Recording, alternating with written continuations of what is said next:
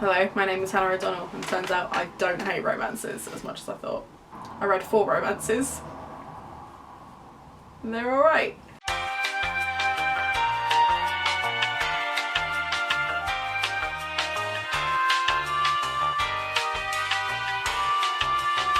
Welcome back to my channel, and welcome back to my monthly wrap-up. We're going to go through the books I read this month, and also the books that I did not finish. I read a whole bunch of books this month. I'm really proud of myself. I read more this month than I did last month, and if I read the same amount of books in February that I read in January, I will have read more in the last 2 months than I did for the entire of last year. Having said that, I do appreciate that there are people that read TBRs twice as long as mine. I just want you to know that when I sit here and look really smug for the books that I've read, that's the background that I'm coming from, as opposed to someone who's been doing this for a really long time and reads a lot. So I want to look at my wrap up in 3 categories, which is kind of red, amber and green, because I can't switch the teacher off, try as I like. And we're going to start with the red books. So these are books that I had on my TBR and then I actively DNF'd. Now, the last weekend of December, I took part... Excellent.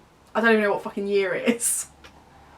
In the last weekend of January, I took part of the PJ Day-a-thon, which was hosted by Meg with Books and Rachel's Reading Journey. And I took to my reading journal and made an entire spread for it, which I'm just flashing because I'm really proud of that. So I wanted to do something a little bit different, because obviously I keep track of all the books that I read each month, and I make a note of like how many pages I track and like things like that, and I want to do something that's a little bit special. So I'm hoping to try and do at least one 24-hour readathon a month, because that just makes the reading journal look a bit nicer. And it's a fun afternoon where I can avoid doing actual work. So I picked 3 books for the PJ Day-a-thon that weren't in my original Top Trumps TBR, and I DNF'd 2 of them, which isn't ideal, but I will go through why. So we'll start with those and why I DNF'd them. So the first book I DNF'd was The Worlds of Chrestomancy by Diana Wynne Jones. Now, when we were picking books for the TBR, I wanted them to be quite short reads. I wanted them to be kind of nostalgic reads, and Meg with Books had done a video where she picked books from her childhood or her middle grade years and reread them. And I've had this on my shelf for a while, and every time I look at it I kind of have this nostalgia, and I'd sit and I'd wonder why, like, because it came out around the same time that Harry Potter did, why this book about wizard children didn't do half as well as the Harry Potter ones did. So I added this to my TBR, kind of hoping to just sink into the nostalgia, enjoy being in my pyjamas all day. And actually, I can see now why. It's really complicated. Considering it's a children's book, the first 2 or 3 chapters throw so many characters at you, doing so many different things, but they all only have one identifier. So trying to separate them in your mind is really, really tricky. And for something that was meant to be an easy read, it then wasn't. It was just really complicated, and it made me feel like a bit of an idiot, because like it's a book for kids. And when I was doing my research, I realised that actually it's not the first book in the series, but it's still a kids book. Like, why am I struggling with a kids book? So I threw my dummy out of the pram, and after a couple of hours of trying to read this and not really understanding what was going on, I put it down. The concept of it is really, really clever. So it kind of looks at what would happen if witches were around in a modern era but were still hunted in the way they were in Salem. And these kids are all potential orphans of witches, and they start showing magic, and an inquisitor comes who you think is going to punish them for having magic, and actually, if anything, he encourages it. So I really liked the concept, and I remember as a kid really enjoying this but struggling with it, and as an adult the fact that I still struggled with how many characters, and because there isn't one perspective, so you can't just follow one person, like with the Harry Potter books where you follow Harry and then you might flip between other perspectives of other characters, like by sitting on their shoulder, but it's predominantly Harry. There isn't a character in this book that has that, so trying to focus on one person was really, really hard, especially when they all only have one identifier. So there are 4 or 5 boys, and they're split between the nerds and the bullies. But when they just say their name, I can't remember which one's which, so I don't know if their behaviour is out of character or not, and it was just a bit complicated. So after about 5 or 6 chapters, I just put it down, and I'm not going to pick it up again. And I feel sad that I've kind of ruined some nostalgia for me, but equally, it's not the end of the world. So that was the first one. The second book that I DNF'd was the manga for Beautiful Creatures. Now, I have not read the original book, but I have seen the film, and I remember thinking the film was a bit of a hot mess. It doesn't really follow a proper structure. There are lots of characters, and again, you don't know what their motives are, and therefore their actions don't make sense either way. Like, you don't know if it's like, oh, well, that's a plot twist because they wouldn't have acted like that, or actually we should have seen this coming because they acted that way. And I was kind of hoping that the manga would be still that kind of visual of the story, but maybe a bit more organised and kind of help me see the bits of the story that might have been missing from the film because they were cut out or edited out or whatever. But it was almost exactly the same. It obviously follows the main character, which is the guy that's in love with her, Ethan. But again, it rushes through so much that I didn't really care about any of the characters. And this was the last book that I tried to read in the 24 hours. I got halfway through and then I just decided it was too late. I wasn't invested in the story enough. I knew how it was going to end, so I didn't really care, which is a real shame. Like, the manga artwork itself is quite pretty, but it's also really, really simple and basic. There's no colour in it. It uses a lot of like black pages to kind of show how alone they are and how different they are and things like that. But it just wasn't for me, and it was a bit disappointing. But thankfully, the third book that I read for the TBR, I really, really enjoyed.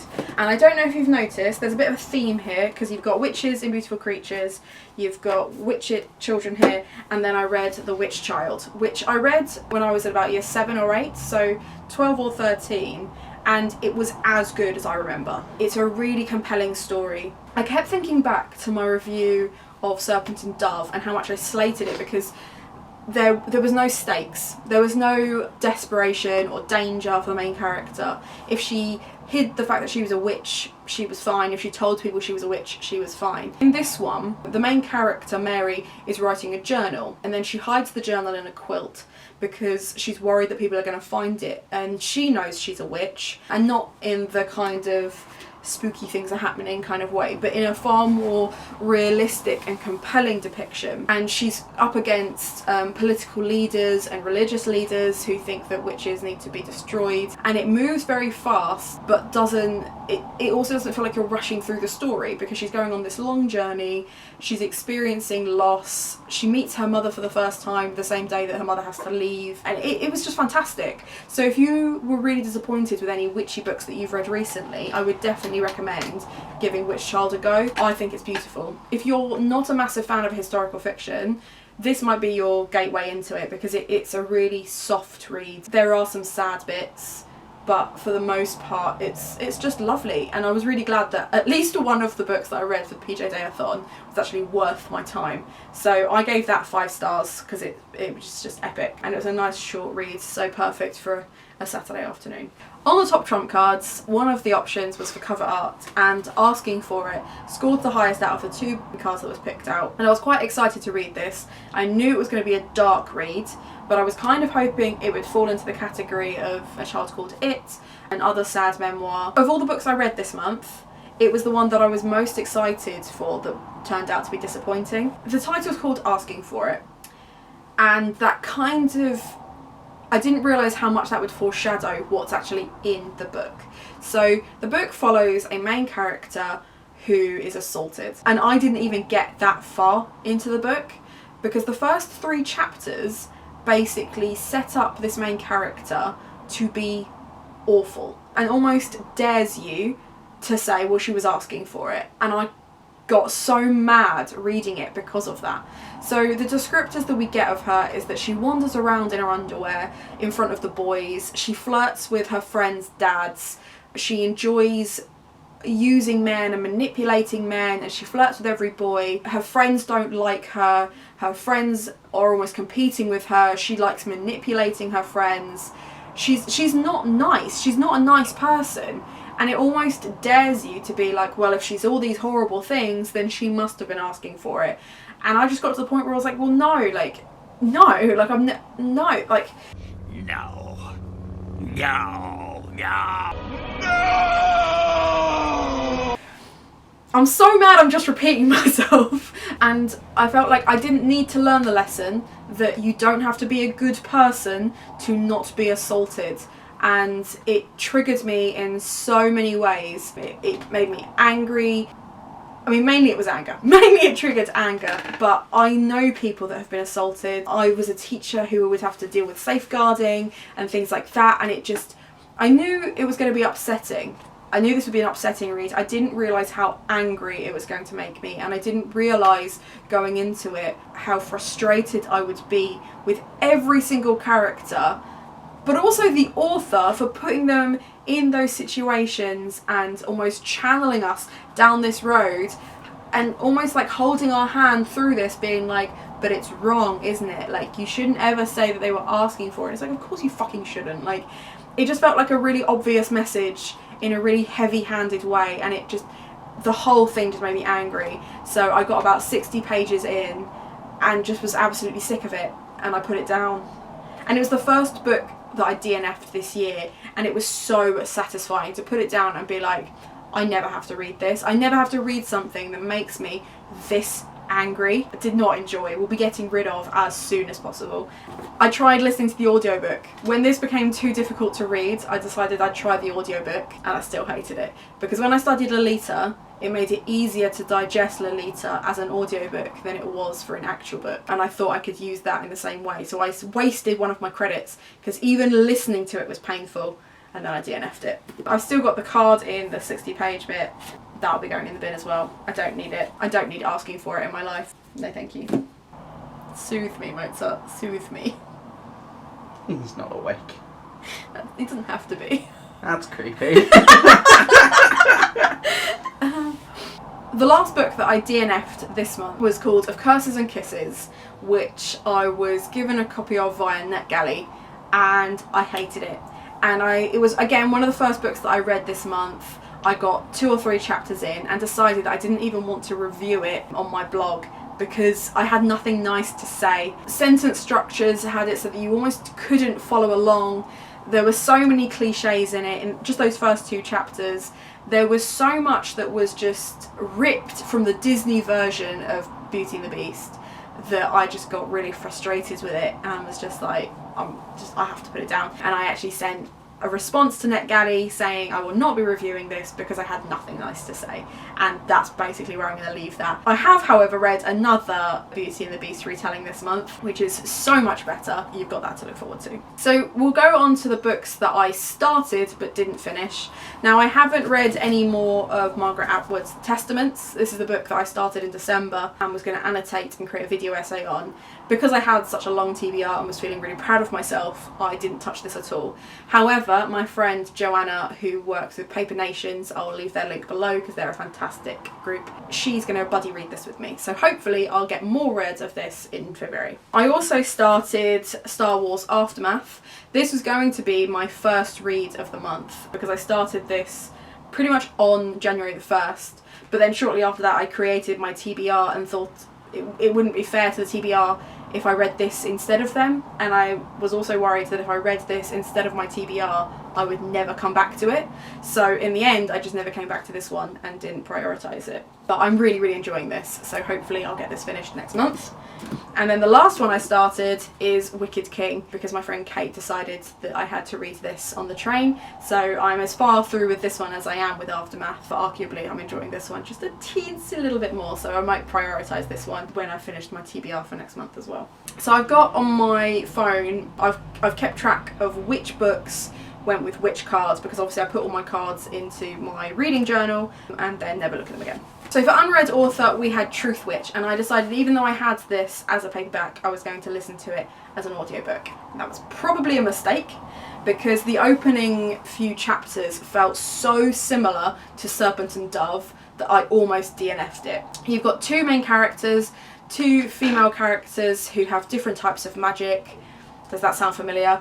Trying to pull off a heist, again, sounds familiar, which goes horribly wrong. Again, like, you could have put these two books next to each other and probably would have been able to tell the difference. Thankfully, Truthwitch was much, much better than Serpent and Dove. The two female characters, although they seem awkwardly similar in the opening chapters, they then separate and you can start to see their own personalities develop. And they both have enemies to lovers relationships, which I really enjoy, but they move at different paces, so it doesn't feel really claustrophobic, it doesn't feel really forced, and I really enjoyed it. I like the fact that there is quite a structured mythology to it. They've got their own gods, they've got their own magic systems, they've got their own countries.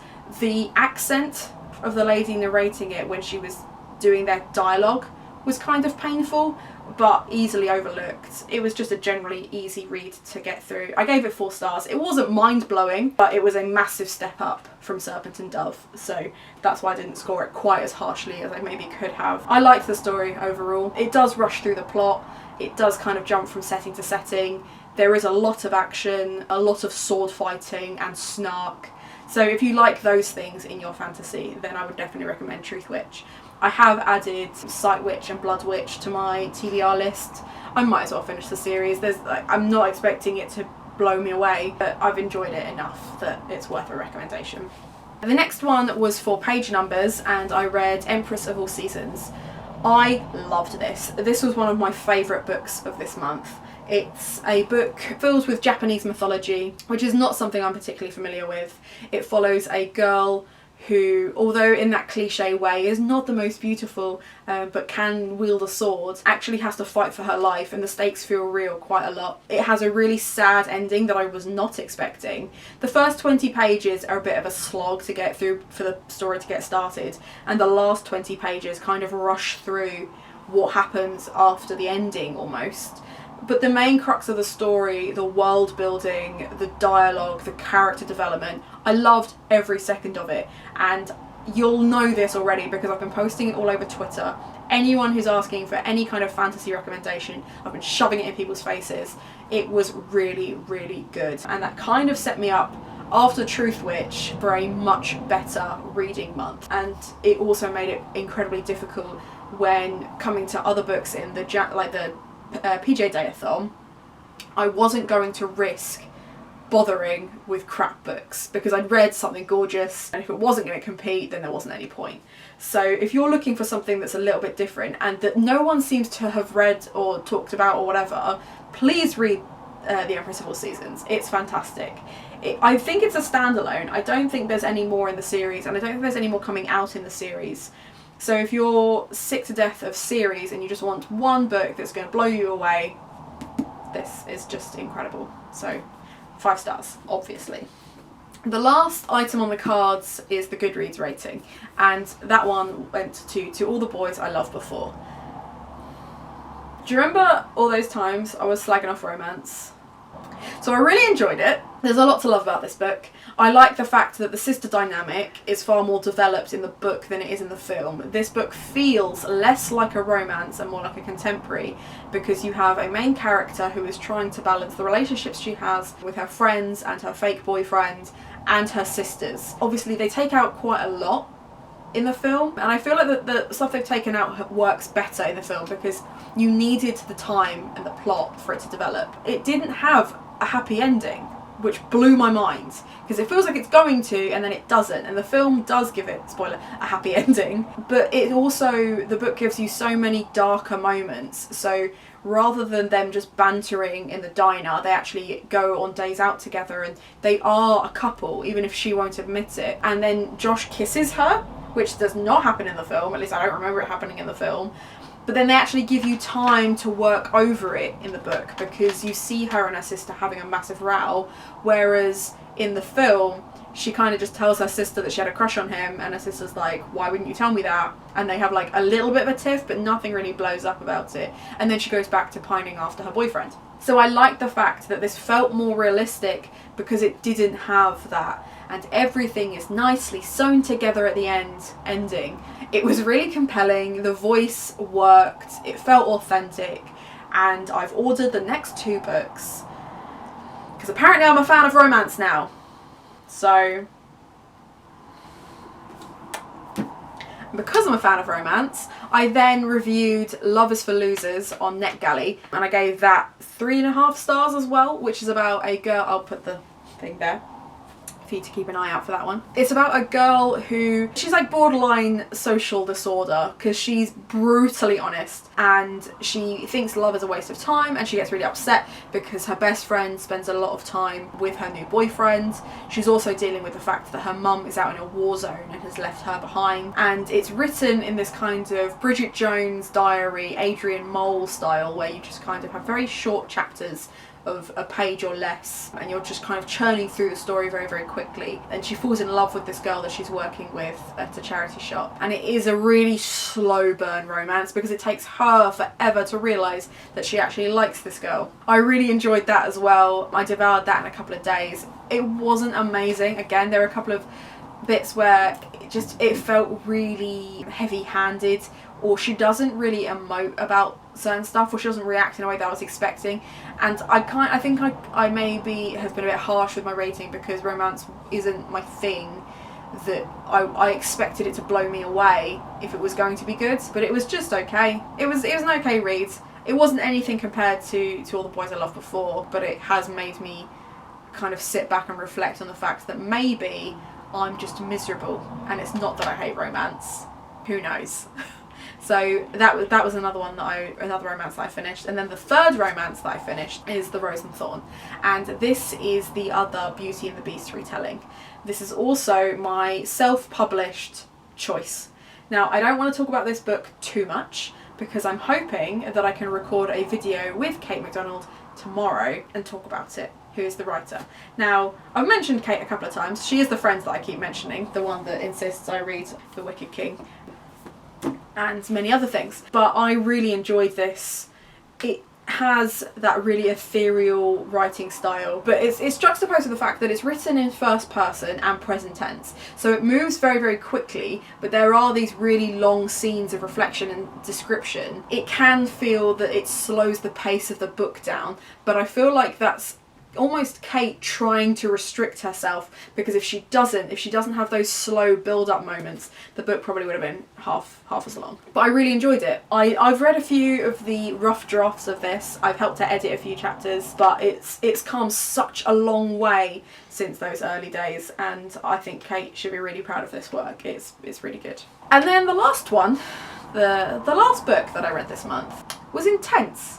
So my wild card, because I only had 4 books in my TBR to begin with, was Power, or The Power, by Naomi Alderman. It was not what I was expecting at all. I think what I was expecting was an almost Handmaid's Tale style dystopia. So this is like some brutal documentary. Trigger warnings, there is rape in this, there is mutilation, there is systematic abuse, there is children killing. It follows several different characters in the lead up to what is described as the cataclysm. Kind of posits this idea, what would happen if women suddenly gained this power to control electricity? They use it in the most brutal and horrible ways, and in that it is the most openly feminist book, because it doesn't say, well, but women are so much nicer than men and women are so much softer than men. No, women are people, and people are horrible. So it was really refreshing, but it was also brutal. I read half of it and did half of it as an audiobook just because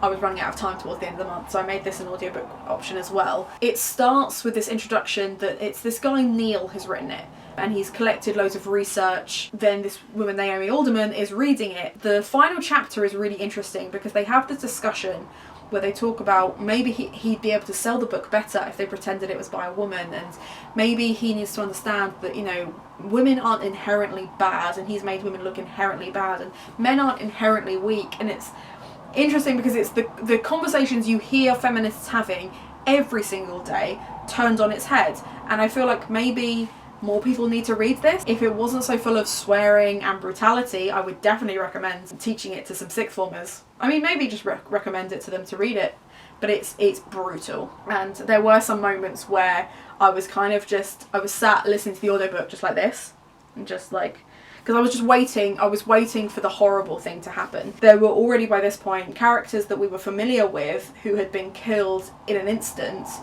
that you don't trust that Naomi's not going to kill off more people, or they're not going to have something worse done to them. But it's all rooted in believable science, and there's theology in it, and they intercut it with these scenes where they introduce you to almost like museum documents and museum artifacts, and makes it feel so real that for the first time ever I felt like I needed to come back to reality to escape, as opposed to sinking into a fantasy book. So if you're not into dystopia, this is not the book for you. But if you're like, well, actually I need something that's fresh and powerful and maybe out of your comfort zone, this was fantastic. Absolutely fantastic. I gave it 4.5. The only reason I didn't give it that last half is because there were just too many times when I almost wanted to put it down because I just couldn't breathe. And maybe that is a testament to how great it is. But there were no characters that I liked. There were no choices that they made that they liked. If you like compare it to, you know, something else that's like a real struggle for me to read, the difference was I actually felt compelled to finish this one. There was no kind of guilt or satisfaction of putting it down. I had to know what happened next. I had to know that there was some kind of happy ending. Spoilers, it turns out that their world after the cataclysm 3,000 years later worked out pretty much the same as ours did, so maybe we need to be nicer to each other. But yeah, so as I said, I'm really proud of myself for reading so many books. This wrap-up is going to be twice as long as any other wrap-up I've done. Let me know if you decide to read any of these books. Would definitely recommend quite a few of them, and I hope you have a nice day.